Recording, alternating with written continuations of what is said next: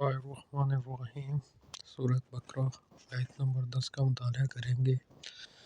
آپ لوگوں سے گزارش ہے اس چینل کو زیادہ سے زیادہ سبسکرائب کریں اور لوگوں تک شیئر کریں تاکہ ہر آنے والی ویڈیو آپ کو جلد سے جلد مل سکے، اور زیادہ سے زیادہ لوگ سبسکرائب کریں تاکہ ہم انشاءاللہ اس کا آغاز مکہ اور مدینہ سے بھی کر سکیں، اور مکہ لائیو میں آپ کی دعاؤں کو لے سکیں اور مدینہ لائیو میں بھی آپ کی دعاؤں کو لیا جا سکے۔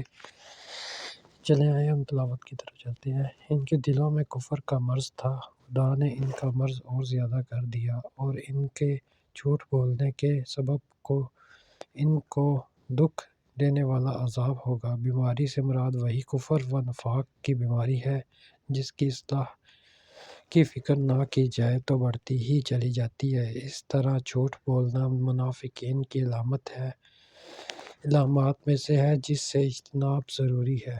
اللہ پاک اس پر عمل کی توفیق عطا فرمائے اور ہمارے لیے آسانیاں پیدا فرمائے، اور ہمیں دنیا اور آخرت میں کامیابیاں عطا فرمائے، ہماری مشکلات کو معاف فرمائے، ہماری مشکلات کو دور فرمائے، آمین۔ جزاک خیر۔